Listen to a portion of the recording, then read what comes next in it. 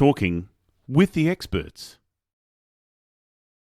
Hello and welcome to Talking with the Experts. My name's Rose Davidson from rosedavidson.com, and Talking with the Experts is about all things business by business owners for business owners, and you can find it on all good podcasting streaming platforms and on YouTube.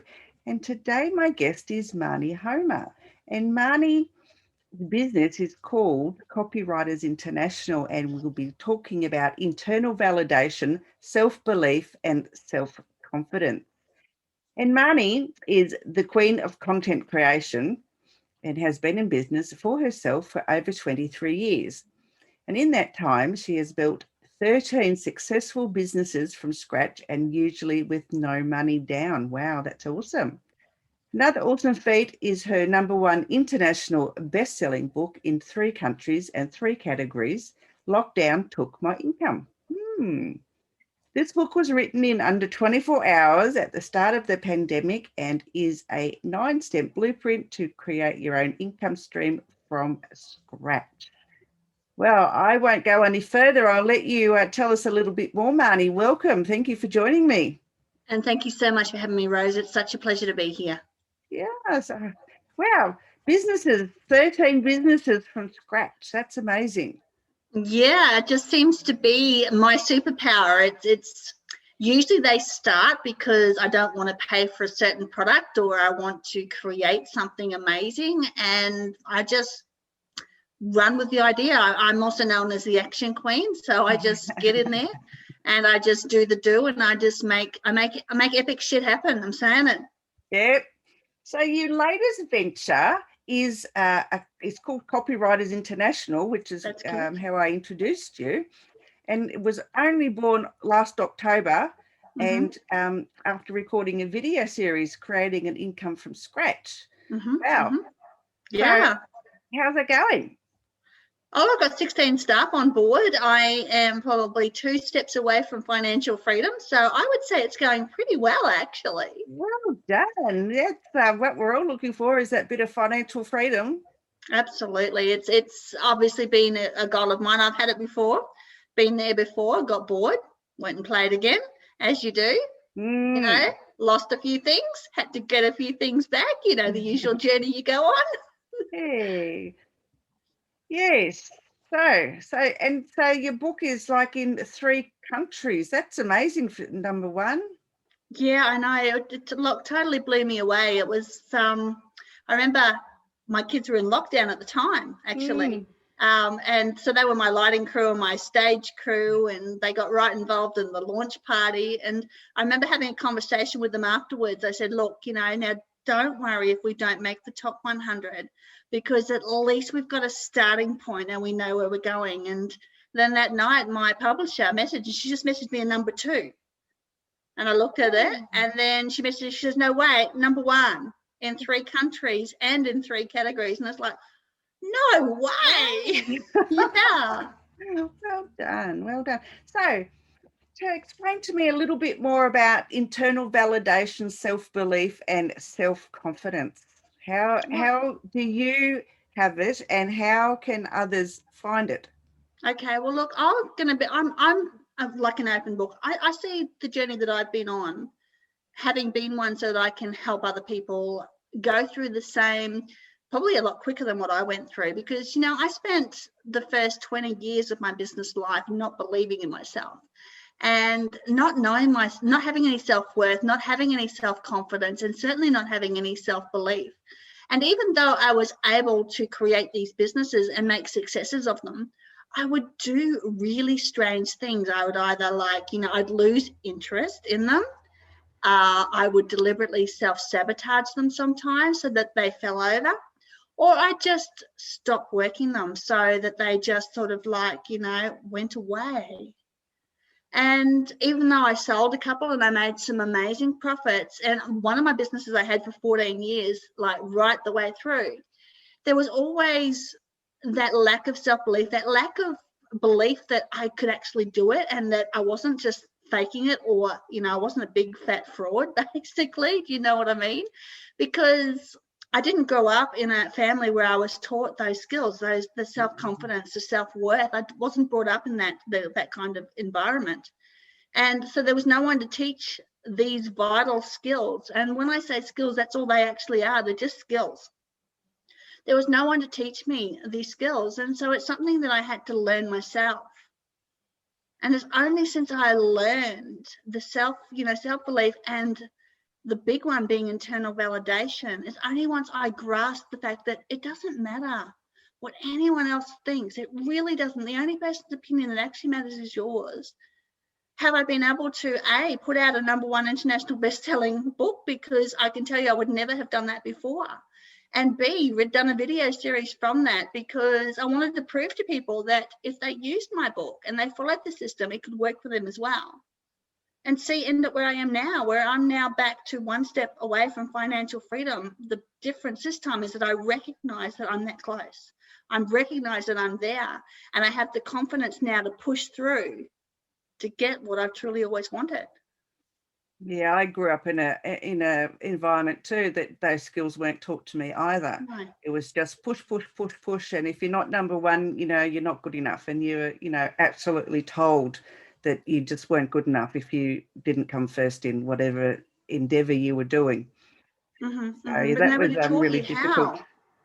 Yeah, nobody taught you how to be good enough. They just told you weren't if you didn't make it. That's the thing. That's it. Yeah, and it's really difficult, when you grow up with those beliefs and you do become successful. I mean, I was successful in other people's eyes, but not in my own. Mm-hmm, mm-hmm. And that I never believed that I was doing something amazing. And I've got people around me that tell me I'm totally amazing, and they wish they were like me. And I think, you're crazy. Honestly, I so envy them. So, I think they're more wonderful than me. So how do we foster and how do we teach people these skills? Well, I think the #1 thing is for people to recognize that they have these issues. A lot of people are too afraid to come out and say, you know what, I don't believe in myself, because they feel like there's some shame around that. They feel like there's shame around the not believing in themselves, not being confident. I mean, you see it in the people that I speak to. They say, oh, I'm not very confident. It's like it's this huge thing that's wrong with them, but it's just like a skill. And this is what I think, once you realize that it's just a skill set, it's no different to, like, if you wanted to go and learn how to bake a cake properly, you'd go to a cake baking class. All right. If you wanted to learn how to sew or whatever, you go to the specific class to learn the skills. This is actually no different. And I think when people realize that it's just a set of skills that they need to get, I think that takes that pressure off to start with. I think so many people are tied up believing that, I'll never be good enough, and, why should I even attempt things, because, what will mum say, or what will my husband say, or what will, the gossip down the road have to say, what if I failed, God forbid. Yes. Yeah.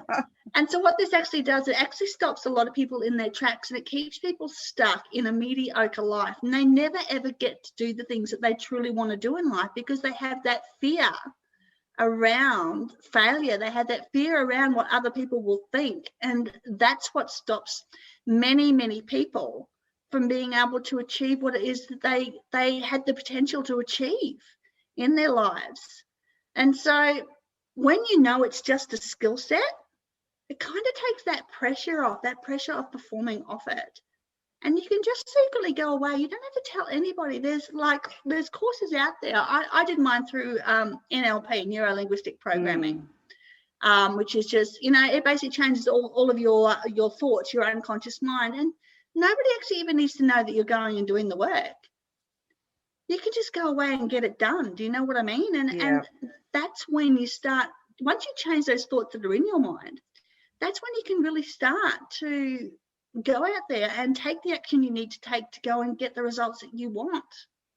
Yeah, I love NLP. I liked timeline therapy. That's really amazing. Oh, isn't it? It's incredible. Like, that's such a powerful tool. And once you've experienced that, once you know, I mean, I've done that much timeline therapy, seriously. Like, I can actually go into a past life when I was a Navajo Indian chief, believe it or not. And when I go in there in the timeline, the black hair actually drops down. I see it. Oh, I actually see the hair amazing. drop down. It is an amazing experience, for those that don't believe in past lives, then maybe it's just what your unconscious mind chooses to bring up. But it's funny that I go back to that time every time, and the hair just drops down, and it's incredible. It's such an amazing experience. No, I haven't got back to the past lives yet, but yeah. I've only had it done about 3 times, so I've only gone back to my childhood, but I haven't gone back any further than that. But yeah, I guess it depends on how deep you want to go. I mean, it's the stuff is there. Even if it's passed down from generations, I mean, maybe it could just be my mind, putting it there. It might have been like a great grandmother that had dark hair. I don't know. But see, the thing is, there's a lot of stuff that's actually passed down by a generation, because what your mother feels when you're in the womb is passed to you. So if she has certain fears about things, it's going to be passed down to the child, and vice versa. And that makes common sense. That's just common sense that can happen. I guess, yeah. So as a business owner, I mean, I know we all think of business owners as being, very capable and very knowledgeable and, have it all together and stuff. But if they don't have all this self-belief in themselves, how can they, I guess, turn that around to get that self-belief? Because I don't think that you can have a successful business if you don't believe in yourself.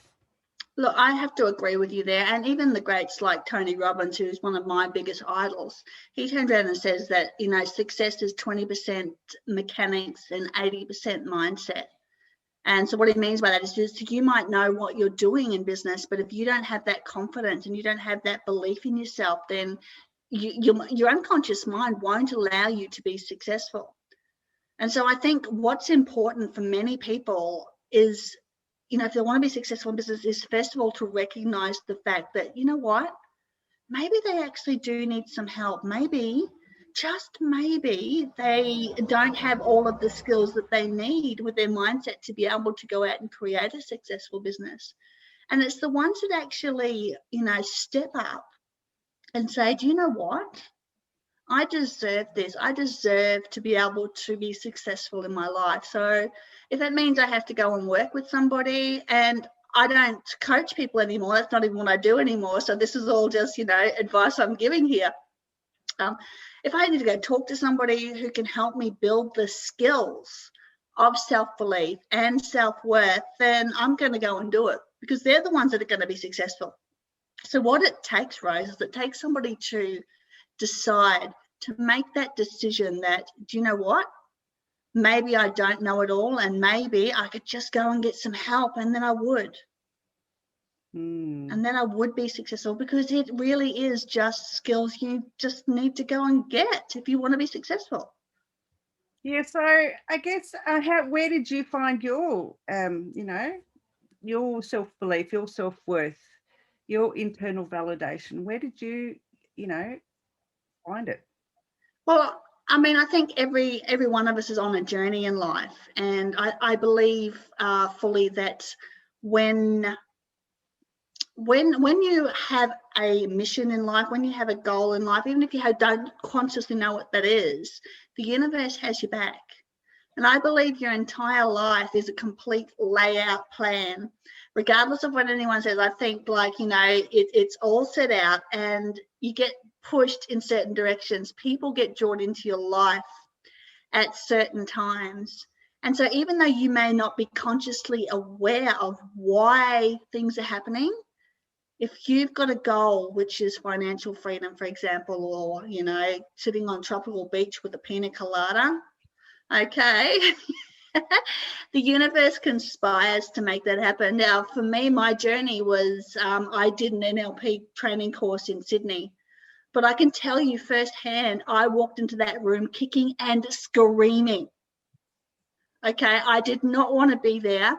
I thought the trainer was the biggest idiot that ever walked the face of the earth. I walked in there cross-armed.